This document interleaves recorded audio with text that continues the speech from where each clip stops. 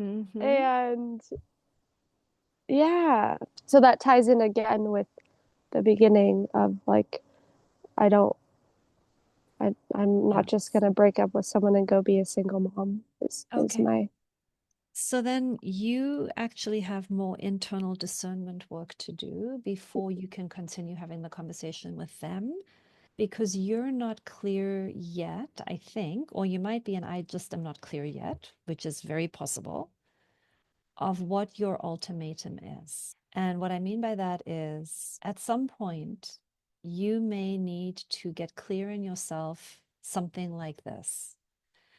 I love you very much, and I want to build a life with you. And being a parent is a top priority, and I want to be a parent with you. I'm willing to wait 1 more year for us to get to a place where you feel excited about this, on board with this, you have all the predictability and security that you need, and you're willing to take the jump with me without having every single dollar in the bank account. I'm willing to wait another year to see if we can get there.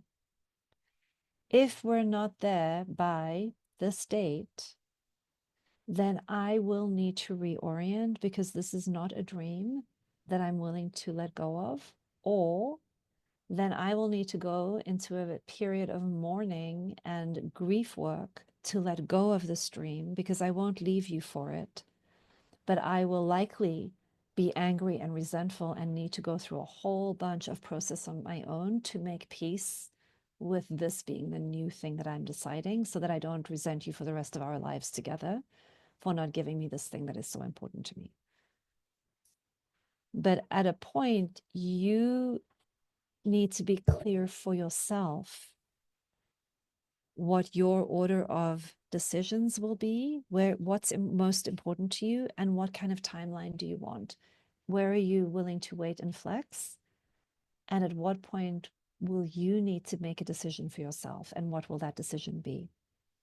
This other person is telling you they're ambivalent.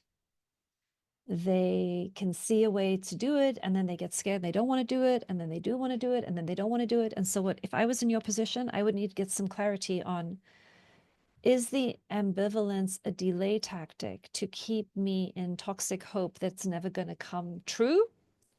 Or is the ambivalence a genuine grappling with where I source my security and stability and what work do I need to do to be ready to be a parent myself?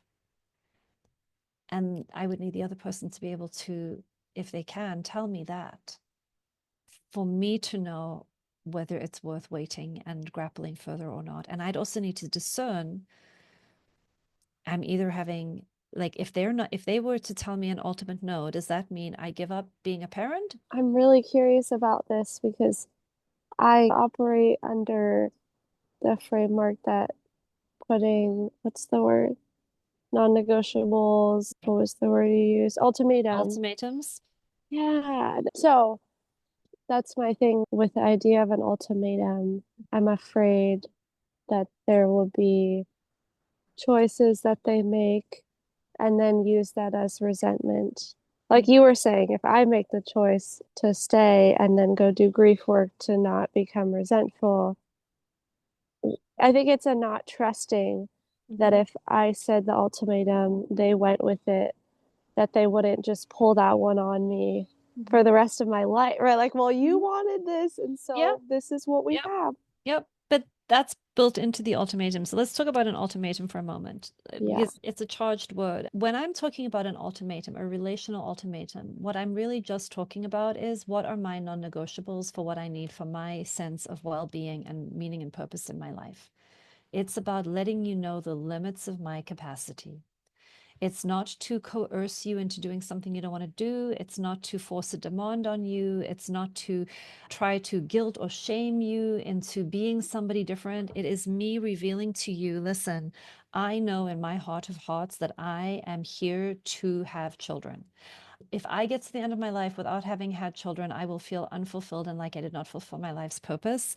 That is a non negotiable for me to live a thriving and full life. What you, dear other person, want to do with that is entirely up to you. either we're a good match here or we're not a good match here. There's no demand that you be different, but there is informed consent in me letting you know who I am and what's important to me. My job is to be as honest with you as possible about who I am, about what is important to me, about what I'm going to be fighting for, not fighting for, about where I can flex and where I cannot flex. And then your job is to decide how that lands on you and what you do and don't want to be in relationship with.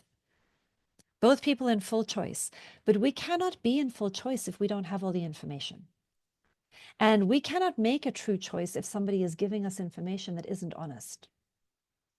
So your piece of it is the self-honesty and the courage to reveal what is true for you and to not override your own boundaries and your own sense of meaning and purpose to make other people happy. That's 25 years of therapy right there. I want to acknowledge that. That is hard for all of us, but that's the principle. And so the ultimatum is a little bit like, these are the limits that I can reasonably work within with you without it turning toxic and resentment. And then I would invite the other person to please go and do your own work to figure out where yours are as well. And there's something in the conversation about like, I get that you're scared. Of course, you have anxieties and fears. I really hear your desire to have a stable environment and to be able to provide and to have everything neatly and in place. And that makes so much sense to me. And I think I need to know from you to what degree you're willing to dive in with a certain degree of unpredictability and messiness and to just be courageous with me. Because I think some of this is not going to be predictable, and I don't know that the security and the safety is really guaranteed. And what I'm really asking you about is what it's going to take for you to have enough courage to want to do this with me with an open heart. And if that's not going to happen, I want to know that as soon as possible because it influences my decisions. And yes, I might leave. And yes, we might become friends. And yes, there may be grief.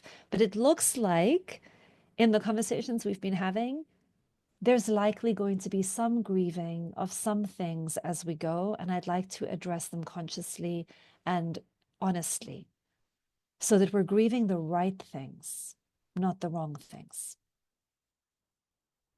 We want to grieve what's true, not an illusion. We don't want to stay too long based on self-betrayal and illusion because we're afraid of a loss.